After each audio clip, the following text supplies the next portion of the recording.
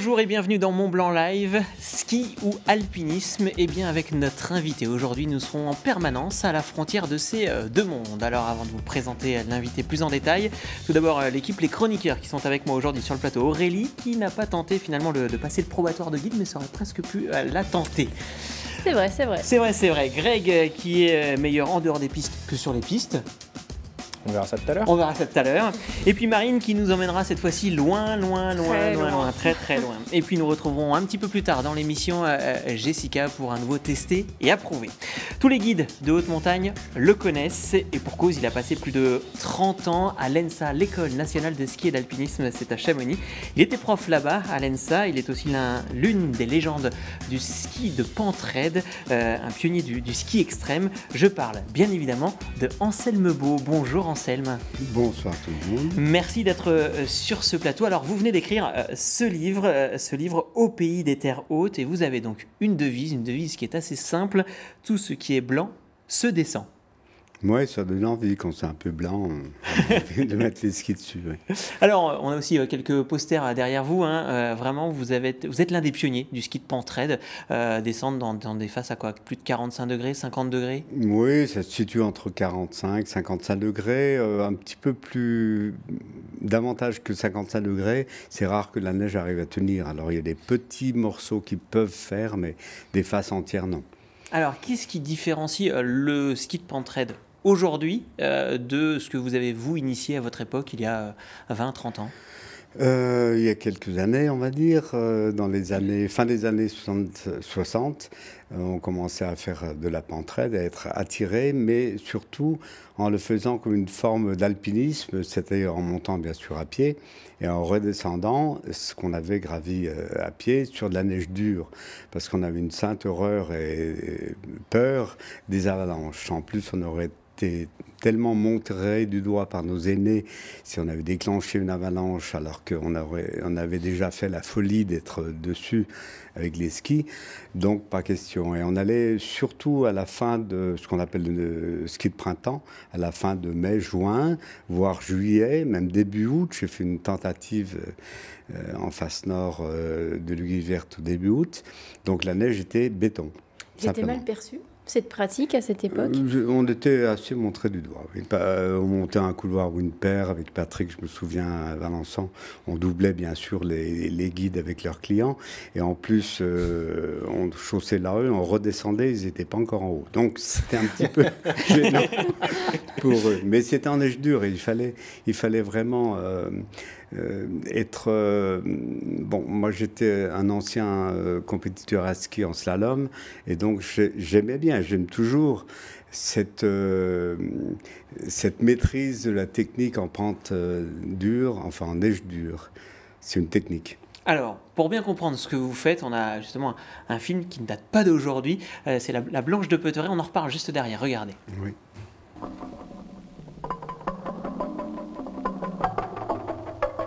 Nous marchons depuis 6 heures déjà. Partis dans la nuit du refuge, nous avons traversé les plateaux de la Brinve, franchi le col Mour, brassé la neige parfois profonde jusqu'au ventre. Au-dessus de nous, le col de Peuteret, plus haut encore le couloir Aicle, 1700 mètres au-dessus, le sommet du Mont Blanc. Combien d'heures encore ?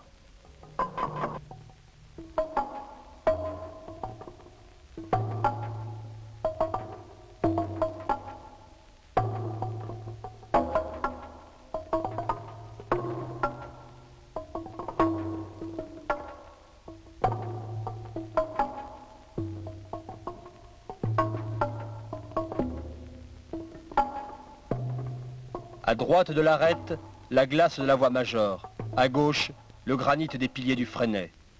L'arête de Peuteret, c'est toute l'austérité de l'envers du Mont Blanc, tout l'isolement. Entouré de barres rocheuses, nous voyons maintenant le couloir Aicle. Plus raide que le reste de la pente, il constitue le passage clé de la descente. Les avalanches le dévastent, compriment sa neige, l'imprègne de particules et blocs de glace qui ne laisseront aucune prise au quart. Au-dessus, un entonnoir de neige, véritable réservoir d'avalanche. Anselme Beau, faut nous en dire un petit peu plus sur ce qu'on vient de voir. D'abord, ça date, ça a 40 ans. Ça a 40 ans, c'était en 77, on avait fait 2 tentatives et nous avons fait en 2 fois la montée et la descente de la Blanche de Peutray et de l'arête de Peutray complète. Alors bien sûr que nous montions pendant la nuit, alors on était obligé pour formuler le film correctement, le réaliser correctement, de faire des plans, des images qui sont, vous l'avez vu, dans la neige molle et en plein jour, parce que la nuit on ne filmait pas. Voilà la raison de cette montée qui est sans crampons d'ailleurs. Bon, on a fait ça vite fait sur les faces nord de la Petite Verte. Hein. On s'en excuse un peu, mais enfin c'est le montage du film, c'est comme ça.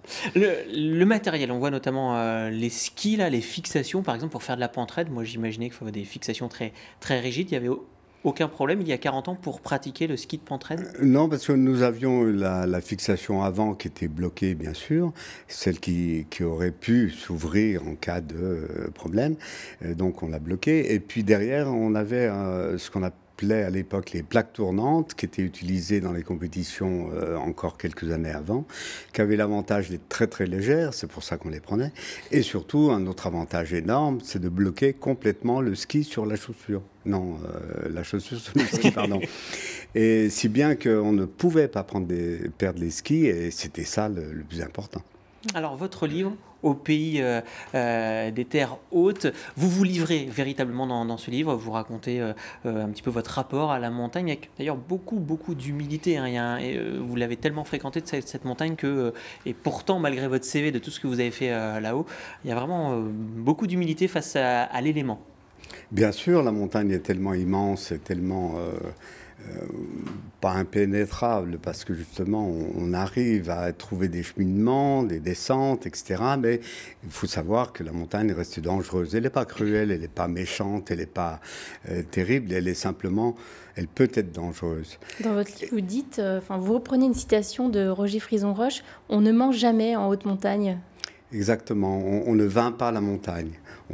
On n'est pas des gloires au-dessus d'un sommet, mais d'ailleurs, ce qui est le plus intéressant, c'est de faire la montée, l'ascension, d'escalader ou de descendre à ski, par exemple.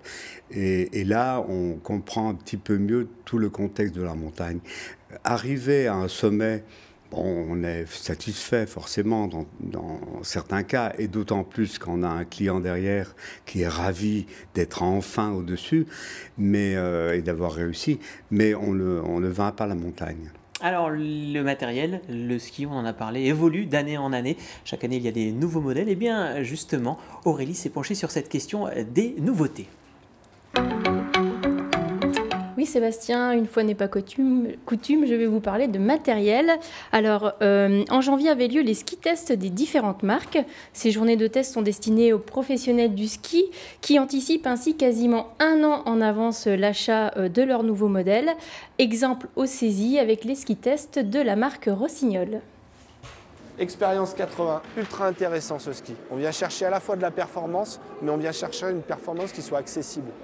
C'est-à-dire qu'on vient travailler un champ en cap sur les extrémités avec un champ droit sous les pieds. Aujourd'hui, on est au saisie. On va dire que c'est un des moments phares de la saison pour les professionnels de la montagne, pour les détaillants, pour nos clients.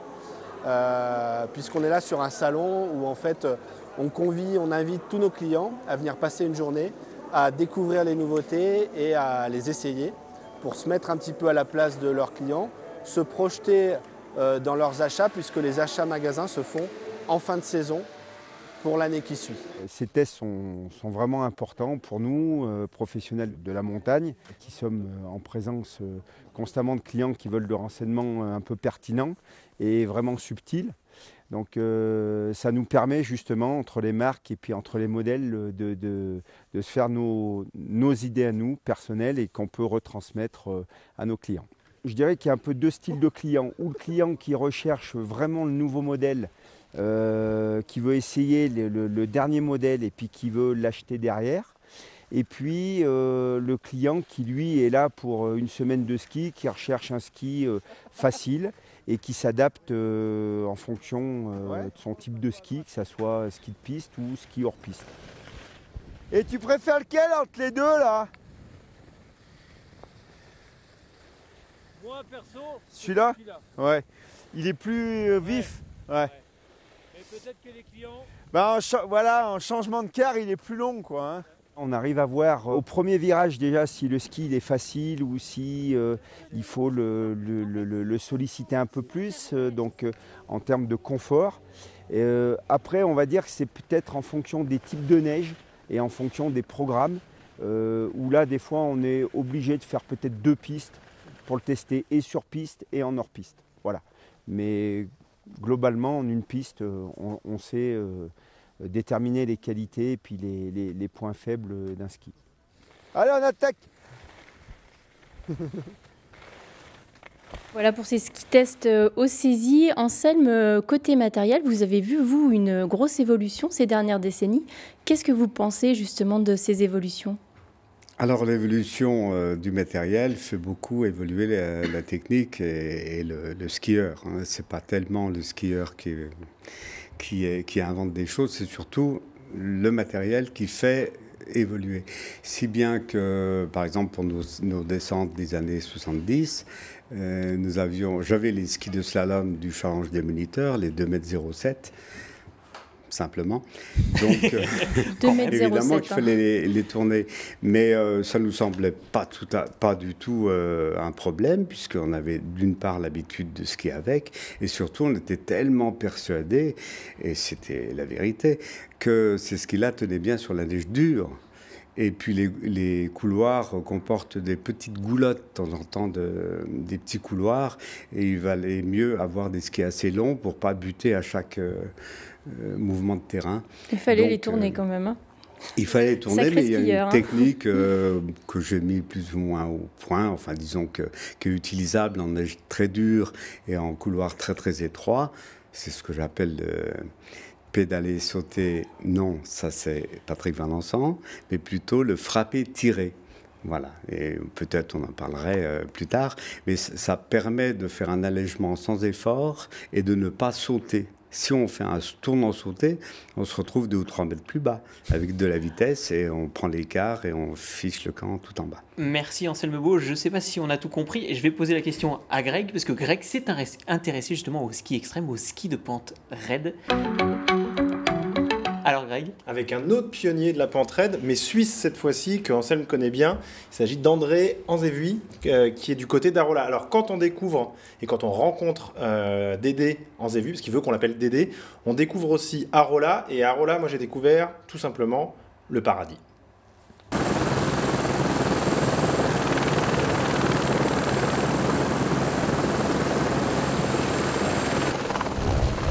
Je m'appelle Dédé Anzévui, je suis guide de montagne, prof de ski à Arola. J'ai commencé à travailler à l'âge de 15 ans ici, comme moniteur de ski, et je suis devenu aspirant guide à 17 ans. Guide de montagne à 21 ans, et maintenant ça fait depuis 1975 que je suis guide de montagne professionnel. Alors bonjour à tout le monde, voilà, on est dans mon petit bureau, le Pigne d'Arola, à 3800 mètres d'altitude. Si je regarde direction du soleil, le Cervin, Dandérin, massif du Mont-Rose, à gauche la plus belle, la Reine des Alpes, c'est la Dent Blanche, ici devant nous. Nous on va descendre direction Cabanidis, Serpentine, et ensuite on va faire le glacier de Tujurnouve. J'ai développé le ski héliporté, en tout cas le freeride, dans la région. Je suis un des pionniers en termes de freeride au Valais central, et on a une région qui se prête merveilleusement bien à ça. 30% de mon activité hivernale, c'est l'héliski. Si je n'avais pas ça, je devrais compenser par un autre métier, lequel je ne sais pas, parce que je ne sais rien faire d'autre. C'est la face nord du Mont Blanc de Chellon, donc ici on voit face à nous, je dirais que là, la face qu'on voit là est à environ 60 degrés, et la face nord en elle-même est à plus de 70 degrés. Donc c'est des faces, quand j'avais 18 ans, j'adorais la montagne, j'adorais le ski, puis je me suis dit, mais pourquoi pas essayer de skier ces couloirs? C'était pour moi une manière de me mettre une barrière. J'avais pas vraiment de limite. Donc pour moi, c'était allier la montagne, l'escalade avec des skis au pied. Où j'ai skié, la face nord du Cervin, la face nord du Mont Blanc de Chelon, la face nord du Pigne, je sais que si je tombe, je suis mort. Donc je voulais aussi, dans les années 75, je voulais aussi connaître la barrière jusqu'où j'étais capable d'aller. Et je pense qu'on n'est jamais au bout. On n'est jamais au bout avant la chute. Et j'ai pas envie de tomber, donc c'est pour ça que je me suis arrêté.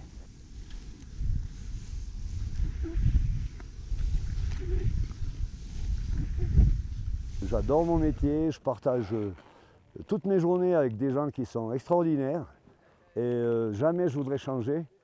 J'ai 63 ans aujourd'hui, j'espère faire encore ce métier 25 ans, j'espère.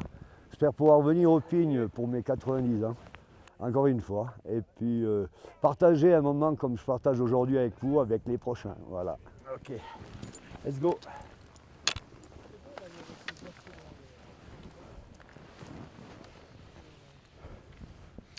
Ouais, c'était un tournage assez difficile. Alors Dédé a fait quand même quelques premières. Il a fait la face nord du Cervin, la face nord du Dandérin. Certaines faces n'ont jamais été reskiées depuis quand même. Alors si vous voulez skier avec lui, il suffit d'aller sur son site internet freeradexperience.com.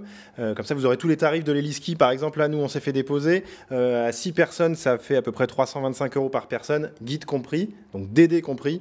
Et si on est tout seul, si on veut vraiment avoir Dédé, c'est 1360 € la journée avec la dépose en hélicoptère au sommet d'Épines, que vous connaissez bien. C'est un endroit que vous connaissez.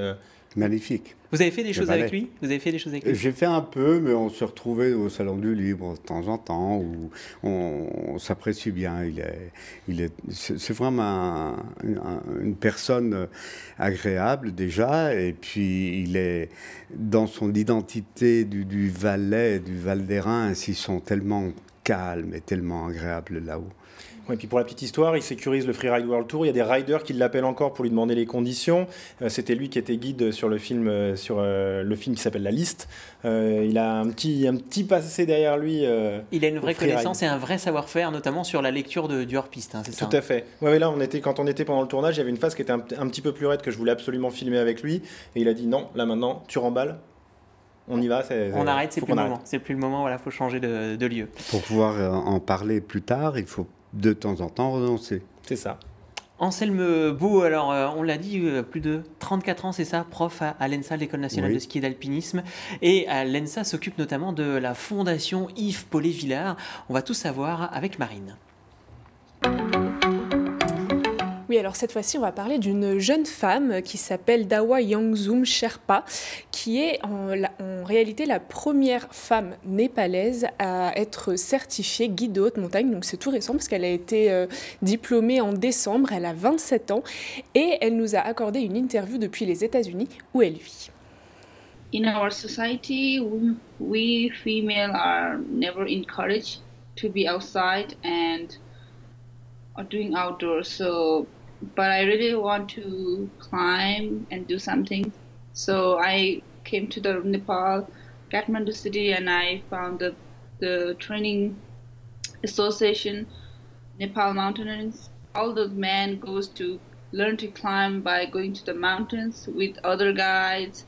But for us, nobody would take us because we are women. This course or this title, there's not a female or men's category, so you have to be together, so you have to compete with guys. So somehow we were not able to do like a man, but we had to try hard. So sometimes I also feel I could do it or not. I doubt myself because I don't have anybody to look up because I was the first one. When I started in 2013, ever since then, none of the women came even into the aspirant. So now I think a lot of women will encourage that if I can do it, then they also can do it. But you just need to follow your passion, what you like, and you just have to work hard so you will get to the point. This year I was so surprised. We have 17 girls trying to climb a lot of mountains. This is like a biggest team I ever seen in the mountains. I think maybe not all the 17 will come to the guides, but maybe 1, 2, or 3 will be candidate to the aspirant level, so which is really good to see. And and I really want them to help out. Donc Anselme, vous la connaissez, n'est-ce pas, Bien sûr. Dawa, elle a été aidée, entre autres, par la Fondation. Oui, dernièrement, alors déjà, elle avait passé l'aspirant guide avec les Népalais, que l'on a formés comme formateurs, plus ou moins en France, etc. Et puis, elle est venue, comme une dizaine d'autres, invitée, comme chaque année, à Chamonix par la Fondation Paul-et-Villard. L'ENSA nous aide maintenant depuis 2 ans. Et on a fait un stage d'1 semaine à ski. Elle skie un petit peu parce qu'elle avait commencé quand même dans les stations du Colorado. Et puis, avec les autres qui étaient débutants, on a fait le 5e jour la Vallée Blanche, par exemple. Pour et justement, elle veut s'améliorer en ski parce qu'ils ne sont pas vraiment formés à cette discipline et c'est son prochain objectif. Non, les guides que l'on a formés pendant très longtemps ont été acceptés à l'Union internationale des guides en 2012. Et ça, ils l'ont tenu sans le ski parce qu'ils n'avaient pas un niveau. Et puis, comme les Boliviens, les Péruviens, les Péruviens, c'est différent. Les Boliviens, équatoriens, ils ont été acceptés sans le niveau de ski. Mais la plupart, surtout les Népalais, ils veulent apprendre à faire du ski. Il y en a 2 ou 3 qui savent quand même pas mal skier déjà, avec lesquels j'ai fait quelques descentes. Et d'autres veulent absolument savoir skier pour essayer d'arriver au niveau de tout le monde sur le plan ski. Et puis aussi, ils sont tellement excités et tellement déçus quand ils sont obligés de descendre à pied depuis le camp 1 ou 2 d'une haute montagne et avec les gros sacs sur le dos et qui nous voient skier facilement. Là, ça leur donne une motivation formidable. Anselme Beau, une explication sur ce qu'est la Fondation Yves Paul-et-Villard qui a maintenant de nombreuses années et qui soutient et qui l'a aidé, c'est ça, dans sa formation et dans son parcours. Oui, elle, donc, ça a été une très récente à avoir été aidée. Nous avons commencé au décès de Yves Paul-et-Villard, qui était à la fois maire de la Clusaz, mais surtout prof émérite, un autre aîné, qui avait fait beaucoup d'expéditions dans les années 60-70, et puis il est mort en avalanche, justement.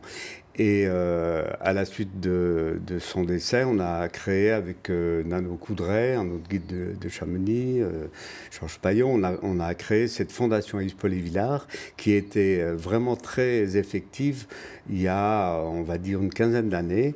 Et c'est là qu'on a réussi à changer l'emplacement de la formation des guides là-bas pour les mettre dans la vallée du Langtang. Celle qui a été complètement dévastée il y a 2 ans avec le séisme.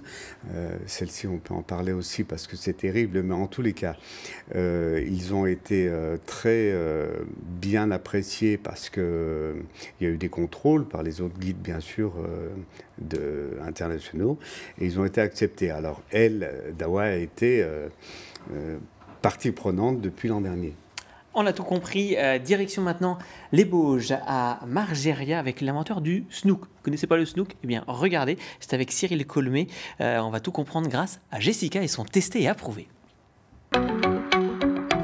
Des fixations, des pots, des ski-raquettes et Cyril. Hello. On est dans les Bauges. À Margeria. Et on va faire du ski-raquette ou plutôt du snook. Eh ben ouais, c'est quoi le snook, Cyril? Et ben le snook, on monte avec des skis avec des pots et on va redescendre en luge. C'est excellent. On va faire de la luge alors. Trop bon. Et ben c'est parti, mon kiki. Montage de snook. On va commencer par les fixations et maintenant on va mettre les pots de ski de rando. Et voilà, on est prêt à chausser. Et ben c'est parti pour la rando. Donc c'est vraiment comme du ski de rando là. Et ben c'est exactement pareil, c'est la même sensation de glisse. Sauf que c'est des fixes tu dis, on les utilise au pôle Nord. C'est ça, c'est des fixes à l'origine qui étaient utilisés au pôle Nord. La seule différence, je dirais, avec le ski de randonnée, c'est que c'est pas des chaussures en plastique et que c'est les tiennes. Ouais. C'est confortable. Parce que le truc, Cyril, c'est qu'en fait, il faut avoir un sac à dos pour mettre la selle. C'est ça. Il faut avoir la place, quoi. Mais sinon, ça rentre dans un petit sac de 20 litres. On est arrivé au sommet de nos rêves. Ça y est, génial, c'était excellent. Il n'y a plus qu'à monter le snook maintenant. Et ben on va le transformer, ouais. Ne pas faire tomber le ski, surtout. Après, tu redescends à pied. Ah ouais. On va où? Tout droit. Allez, tout droit. C'est beau. Je vais gérer la vitesse. Moi, je la gère pas du tout, la vitesse. Moi, faut juste pas que tu tombes, d'accord? Comment on s'arrête? C'est vrai? 3, 2, 1, stop. Super, là t'es bien là. Voilà, génial. Excellent.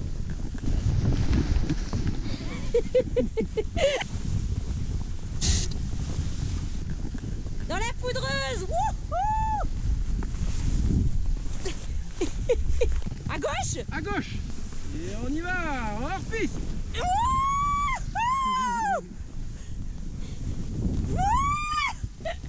Excellent.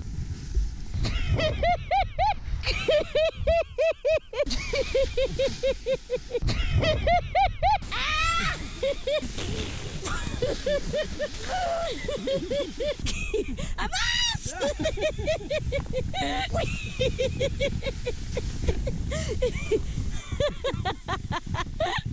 Et c'est excellent. Franchement, mais tu te tapes des barres de rire, non? C'est excellent. Excellent, c'est excellent. T'as l'impression d'être une enfant. Jessica, 8 ans, première descente. Ah, on est bien dans les arbres là. Faut faire gaffe de pas se prendre un arbre.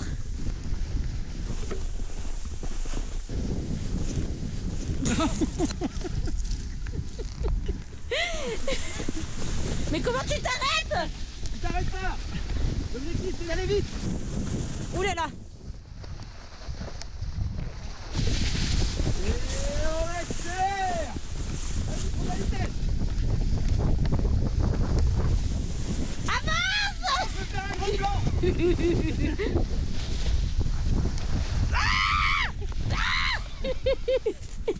Mario Kart. Alors voulez-vous marrer? Eh ben venez essayer le snook. Merci Cyril. Ciao. Ciao. Jessica qui nous a présenté aujourd'hui le snook, hein, Anselme, c'est peut-être une activité à découvrir, pourquoi pas, hein. Ça vous a fait sourire, ça vous a fait sourire, en tout cas ça vous a fait sourire. Allez, on revient à vous Anselme Beau. Votre livre, hein, Au pays des terres hautes, ça vient de sortir, ça a 1 mois maintenant. Vous vous livrez réellement votre rapport à la montagne. La vallée du Langtang, on en a un petit peu parlé, vous en parlez largement dans le livre, oui. Et puis notamment l'après-séisme 2015. Et puis il y a votre rapport aussi avec votre famille, il y a même un chapitre sur votre fils qui est disparu en montagne sous vos yeux. Bref, tout ça, si vous voulez en savoir plus sur Anselme Beau, ça se passe dans ce livre. Un projet, vous repartez encore à l'étranger prochainement? Alors, il y a un projet qui se dessine pour l'été, pour un sommet de 7005, c'est Mustagata, qui n'est pas très difficile, il est simplement difficile à gravir parce que c'est quand même l'altitude, et puis le froid.